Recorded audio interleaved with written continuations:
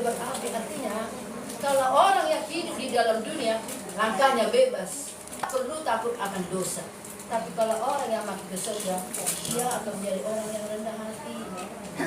Memang bukan jalannya itu sempit, bukan. Artinya banyak aturan-aturannya. Harus melakukan 10 hukum. Itulah yang dilakukan oleh umat Advent. Amin. Saudaraku, terima kasih kepada Bapak Pendeta Muda Gunawan Simbolon yang sudah mempercayakan saya melayani khusus hari Ibu. Sebenarnya besok ya tanggal 24 Desember dan 22 Desember. Ingin cepat hari Natal aja ya. Sengaja saya bilang supaya panas semua tahu. Karena harusnya besok. Tetapi anggaplah itu sudah dapat ya, karena kita kebetulan hari Sabat di sini ya. Mengapa harus penting diperingati ini? Coba siapa yang bisa menjawab hari Ibu ini? Karena emansipasi wanita haruslah ditinggikan, betul? Harus disanjung, bukan maksud saya ditinggikan seperti ditinggikan Yesus ya. Haruslah diangkat. Zaman dahulu kala, zaman orang tua saya waktu penjajahan Jepang atau Nippon disebut, wanita itu hanya di dapur memasak. Tapi ibu saya pada tahun berapa itu 28 dia sudah bersekolah, sekolah Belanda, sekolah Hakel namanya. Jarang itu, wanita itu biasanya tidak punya pendidikan. Tetapi zaman sekarang ini, itu sebabnya hari Ibu ini sangatlah mengingatkan. Karena Ibu inilah satu-satunya Ibu yang sangat berperan dalam segala hal. Pentingnya bapak-bapak, hormati istrimu, kaum Hawa dari tulang rusukmu. Ada lagu itu kan lagu aku diambil dari tulang rusukmu, dari tulang rusuknya diambil. Makanya kaum Hawa juga taat kepada Adam karena dialah duluan yang diciptakan. Amin. Dari debu. Itu sebabnya di doa ibuku. Saya lihat selalu di mobil nggak pernah ada ditulis doa bapak. Itu sama bapak tengok doa ibu kan. Gimana doa ibu? Kenapa harus doa ibu? Karena ibu ini merasa dia nggak mampu. Ini sang lemah. Jadi dia tanpa doa nggak mampu. Kalau laki-laki aku kan gagah, laki-laki pria dan laki-laki perkasa. Jadi kebanyakan terlalu percaya diri, terlalu pede. Tapi ibu-ibu ini, Tuhan ini anakku, ini anakku si Anu, selalu berdoa. Makanya ada lagu, nggak ada lagu di doa ayahku, ada nggak? Kalau ada tolong dibuka lagu sih, nggak ada kan? Di doa ibuku. Bapakku kaya. Oh ya, bapakku kaya. Tapi itu bapak di surga, bukan bapak Poliman maksudnya ya, bapak di surga. Ya betul juga jawabannya, tapi khususnya ini adalah hari ini agar semua bisa tersenyum ya, biar sehat. Amin. Jasmani dan rohani harus sehat. Bersyukurlah kita saat ini bisa berada di dalam acara ibadah kaum ibu ini. Sebelum kita atau saya untuk melanjutkan, dan saya berterima kasih sama pendeta dan para majelis, bersyukur kepada Tuhan yang memberikan saya kesempatan untuk belajar dan belajar melayani Tuhan. Tadi doa ibu Pak Dede, Pak pendeta, memang saya dulu pendeta beban sebelum Advent. Jadi keluar dari zona aman, masuk lagi kepada zona yang lebih nyaman. Amin. Amin. Kenapa? Hari Sabatnya itu sangat bagus, mantap. Itu yang saya pertama. Jadi sebelumnya jam berjalan terus, mari kita tundukkan kepala kita satukan iman kita berdoa lagi sekali lagi. Tuhan, inilah kami kaum Hawa atau kaum ibu-ibu yang bersekutu merendahkan hati di hadapan-Mu. Tolong kami Tuhan, berikan kami hikmat akal budi, berikan kami Roh Kudus-Mu untuk menguasai akal hati dan pikiran kami. Khususnya ibu-ibu ini, sekalipun disebut insan lemah, tapi kekuatan Tuhan tidak pernah terbatas buat kaum ibu atau disebut Hawa juga. Terima kasih Tuhan. Kami akan sambut firman-Mu. Berfirmanlah Engkau, hamba siap untuk memberitakannya. Dalam nama Yesus Kristus. Haleluya. Amin. Amin. Sebelum saya akan melanjutkan pelajaran ini, judul firman Tuhan yang saya berikan adalah wanita teladan. Ya. Sesuai dengan ayat bersahutan kita, Titus 2 pasal 2 ayat 3 sampai ke 5. Yang salah saya bacakan sekali lagi ya. Demikian juga perempuan-perempuan yang tua,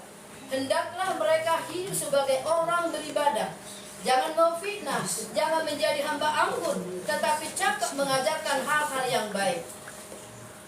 Ayat yang keempat, dan dengan demikian mendidik perempuan-perempuan muda mengasihi suami dan anak-anaknya. Ayat kelima, hidup bijaksana dan suci, rajin mengatur rumah tangganya, baik hati dan taat kepada suaminya, agar firman Allah jangan dihujat. Firman Tuhan, yes, yes, bukan yes or no. Yes, yes, amin. Amin. Ya, firman Tuhan selalu mendidik kita agar kita menjadi perempuan yang taat, ya, khususnya kami usia lansia ini yang menjadi contoh. Om Jonathan, saya, Ibu Yuli, saya nggak sadar kalau saya rupanya udah lansia, ya. Saya kira masih berumur 26, supaya udah 62 jalan. Kalau ada yang bertanya berapa umurmu Bu Rizky? 26, 26, perasaan tidak 62 jalan. Khususnya ibu-ibu yang sudah tua, hendaklah dikatakan, hendaklah mereka hidup sebagai orang yang beribadah. Jangan memfitnah, jangan menjadi hamba anggur, tetapi cakap mengajar hal-hal yang baik. Dan dengan demikian mendidik perempuan-perempuan muda mengasihi suami dan anak-anaknya, hidup bijaksana dan suci, rajin mengatur rumah tangganya, baik hati dan taat kepada suaminya, agar firman Allah jangan dihujat. Artinya, ibu-ibu, walaupun badanmu agak kurang sehat, terjadi 5M, letih, lemah, lesu, lelah, letoi. Apalagi cuaca sekarang agak kurang mendukung. Tapi sebagai ibu tanggung jawabnya besar. Dia harus bangkit dari kelemahannya. Saya akan buang 5 hal tadi. Saya mau semangat karena anak-anak saya bagaimana ini, bagaimana. Inilah ayat bersautan kita. Siapakah penulis dari kitab Titus tadi? Yaitu Rasul Paulus. Siapa itu Titus? Titus adalah seorang pemimpin gereja di Pulau Kreta. Ya, mantap juga ada namanya Pulau Kreta, bukan kereta yang ada di Kejaksaan sana, ya. Titus adalah teman sekerja Rasul Paulus. Tertulis di dalam 2 Korintus 8 ayat 23. Dikatakan, Titus adalah temanku yang bekerja bersama-sama dengan aku untuk kamu. Saudara kami yang lain itu adalah utusan jemaat dan suatu kemuliaan bagi Kristus, ya. Suatu kemuliaan bagi Kristus. Jadi dikatakan, jadi Titus ini, Om Titus ini adalah teman, partnernya Rasul Paulus bekerja sama untuk memberitakan Injil. Karena Titus ini orang yang sangat baik, rajin bekerja, sehingga Paulus, Tuhan pun mempercayakan pelayanan buat mereka, ya. Dikatakan di firman Tuhan kita tadi, wanita teladan. Sudah bacakan tadi, ya, wanita teladan.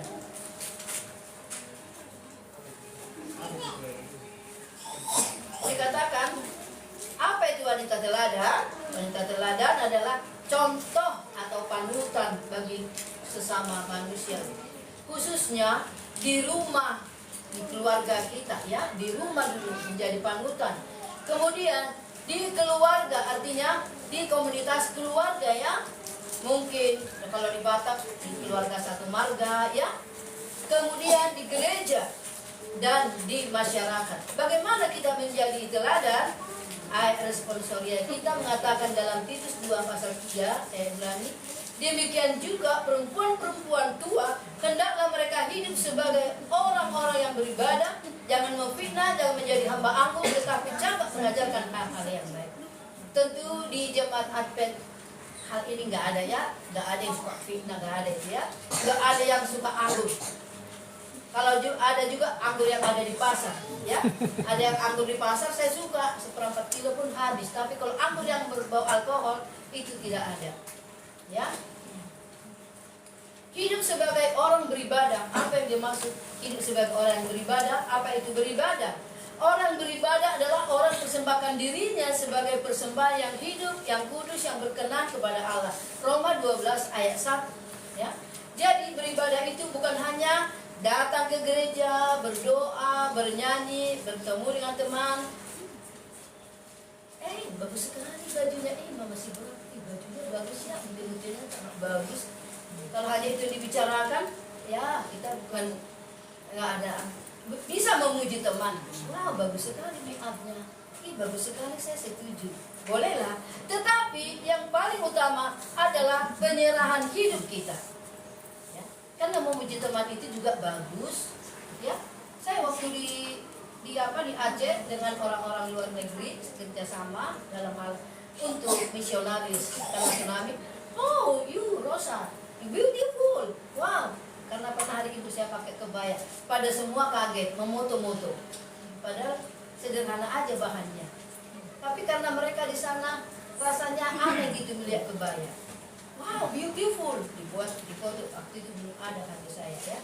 Jadi bukan hanya sekedar ada komunitas kami nanti di gereja, ada pertemuan kami, bukan. Bolehlah itu. Boleh bernyanyi dengan baik.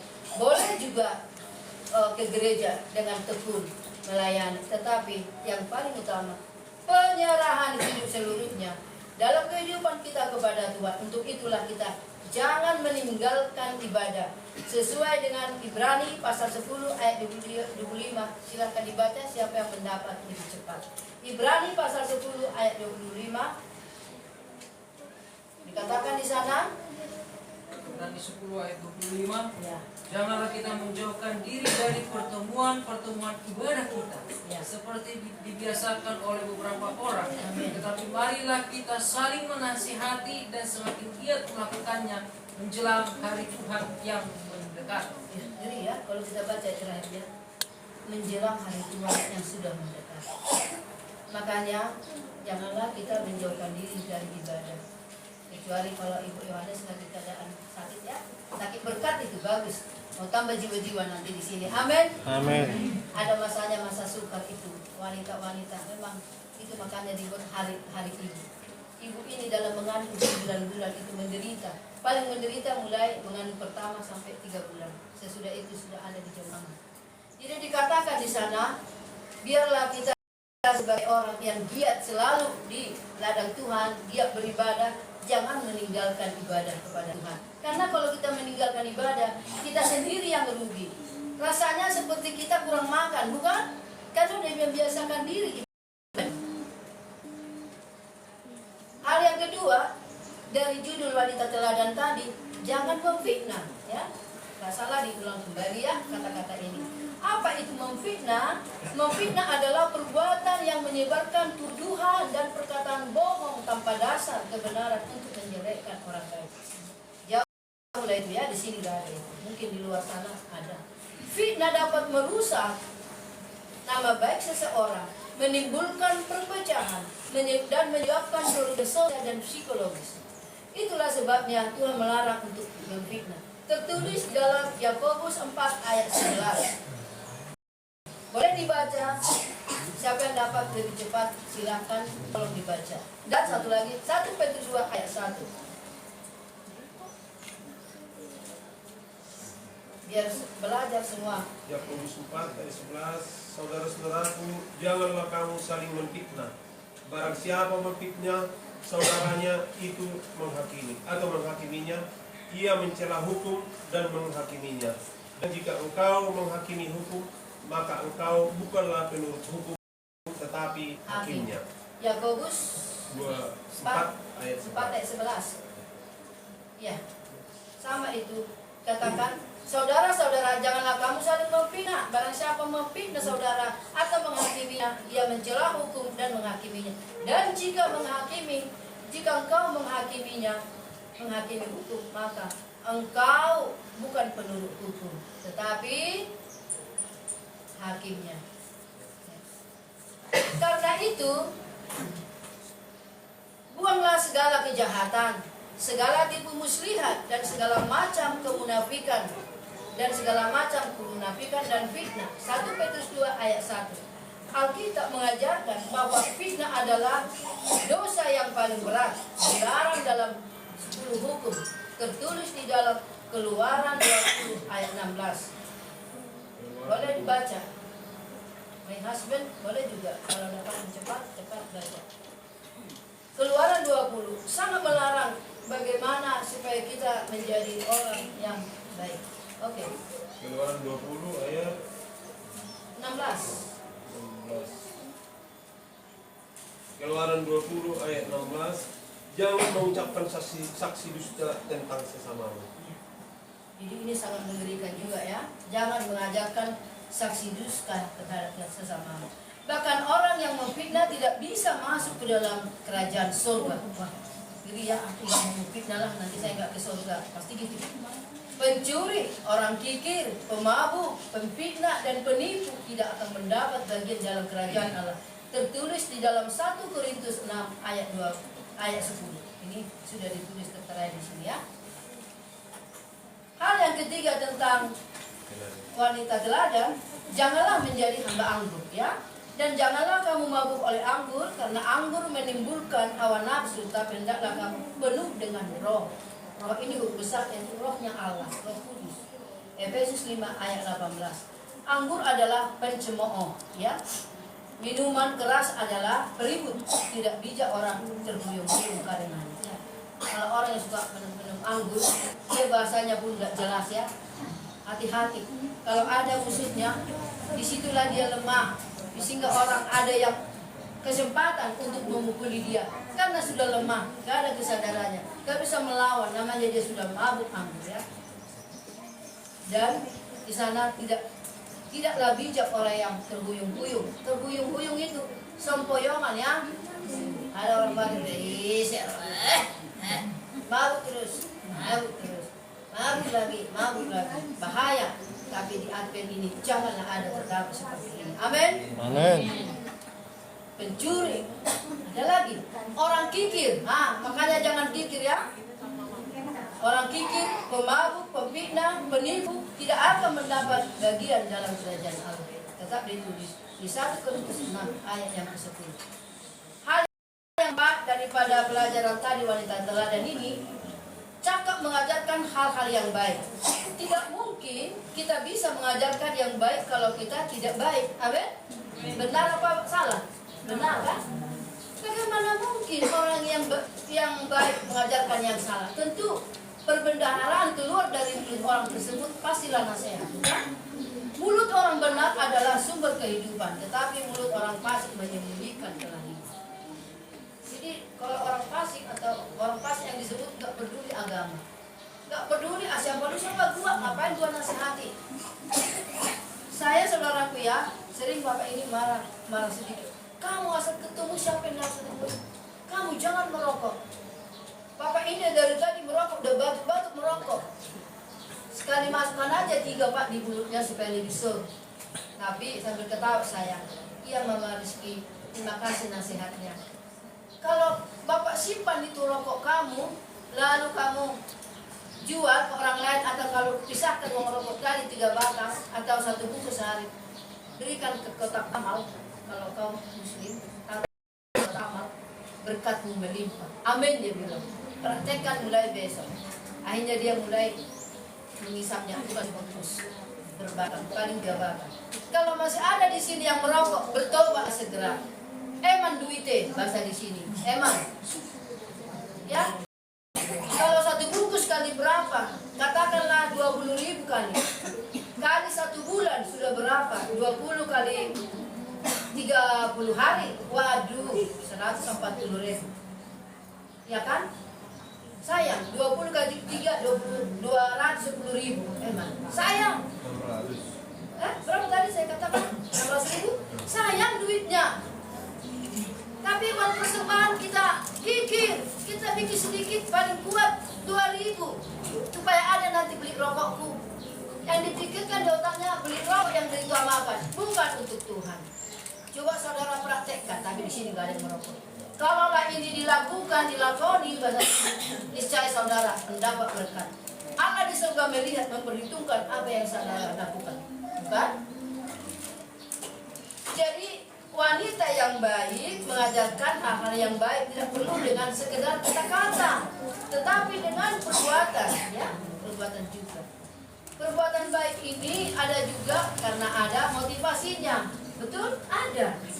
Berbuatlah baiklah aku sama Mama Siris inilah, biar begini biar dikasih aku bunganya yang di potnya itu kira-kira gitulah Mama Sigrang umpamanya ya Mama adik biar dikasih Ibu Ros bunga rosnya itu sama aku buatlah perbuatan baik ini ilustrasi ya biar dikasih Ibu Ros bunga rosnya. Tapi orang yang tulus berbuat baik tidak ada motivasi yang lain karena dia tulus memberi. Ada talentanya suka memberi. Saya urak kan dimasak, nah diantar ke pendetanya. Pak, saya tadi masak sayur urak loh Pak, enak enggak? Wah, enak sekali. Walaupun kurang garam, tetap nggak disebut enak. Karena kalau garam yang kurang bisa ditambah. Tapi kalau kasinan, mau apa lagi dibilang ya? Tulus. Dengan memberi dengan tulus, Bapak di surga pasti menambah nilai plus buat saudara. Amin. Maukah saudara ditambahkan nilai plus dari surga? Sedikit suaranya. Maukah saudara ditambahkan nilai plus dari surga? Mau. Nah, kalau mau bukannya untuk kaum Adam juga ya, ini berlaku bermakna. Pasti Bapak di surga akan memperhitungkan perbuatan saudara. Senyum saudara bukan senyum palsu. Inilah pendeta, tapi pendeta yang dapat saya berikan untuk pembangunan hanya bisa 500.000. Gimana pendeta ya? Iya, nggak apa-apa. Anda tidak melihat jumlah nilainya, tetapi ketulusan hati saudara dan saya. Amin.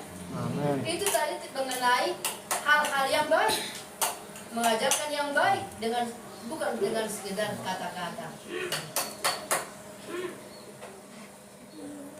Jadi bukan hanya kata-kata katanya, tetapi dengan perbuatannya.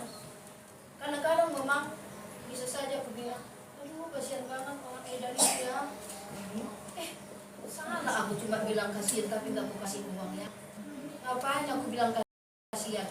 Tapi pernah saya kasih buat orang yang sakit jiwa roti dan aqua di depannya, nggak dimakan, nggak ngerti dia. Tapi ada juga masih edan-edan sedikit, tapi dia bilang ketawa, lalu dimakan dan diminum.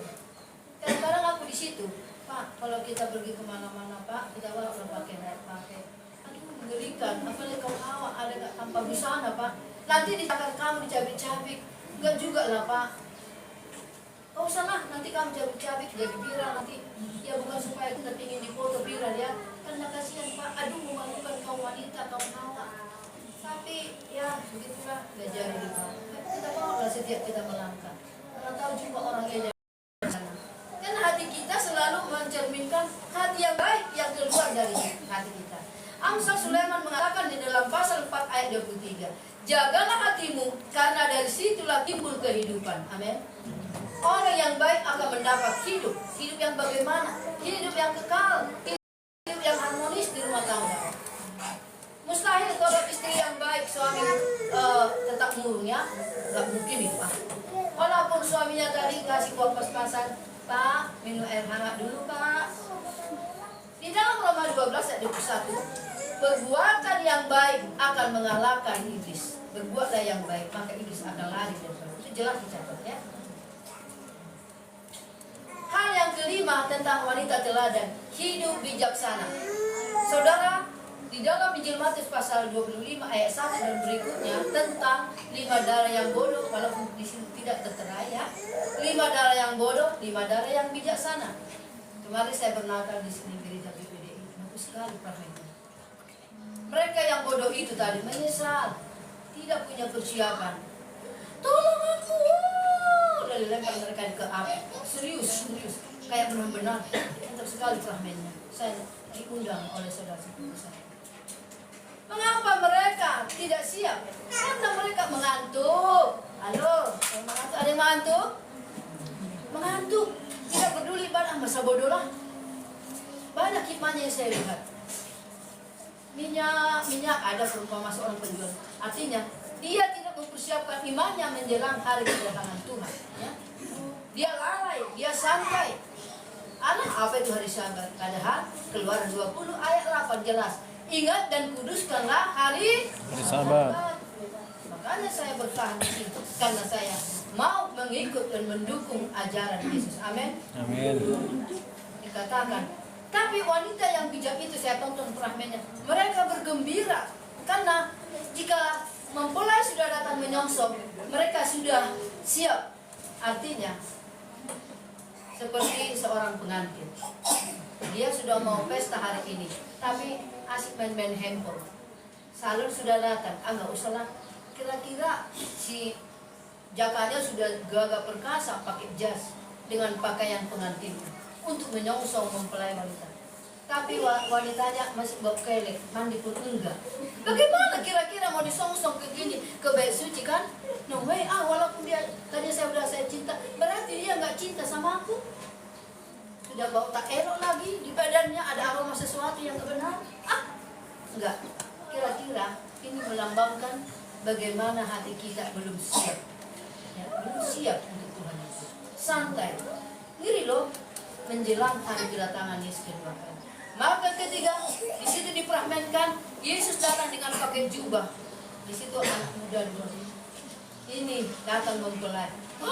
Mereka bergembira. Mereka bergembira, songsonglah dia. Dan ada lagunya. Hendaklah engkau berjaga-jaga, sediakan minyak serta pelita, karena tiba saatnya Yesus akan datanglah. Hendaklah kamu berjaga-jaga. Karena saya bekas dari sana, jadi saya masih ingat lirik dan kata lagu. Berjaga. Mereka bergembira. Kesusahan yang lama tadi sudah tidak ada lagi. Di dalam Wahyu 4 ayat 21, nggak ada air mata, nggak ada penderitaan, nggak ada krismon aja, nggak ada lagi. Yang ada hanya bergembira. Kenapa? Waktu hidupnya ibu-ibu ini, walaupun banyak bebannya, dia senang berdoa, dia senang bersaksi. Walaupun doanya pas-pasan, tapi ini yang dapat dia persembahkan buat Tuhan. Dia senang melayani, mengunjungi teman-temannya yang lemah. Kalau nggak masuk, ya biarkan saja dia berdoa. Jadi 5 darah yang bijak ini tadi, mereka masuk dalam kerajaan surga.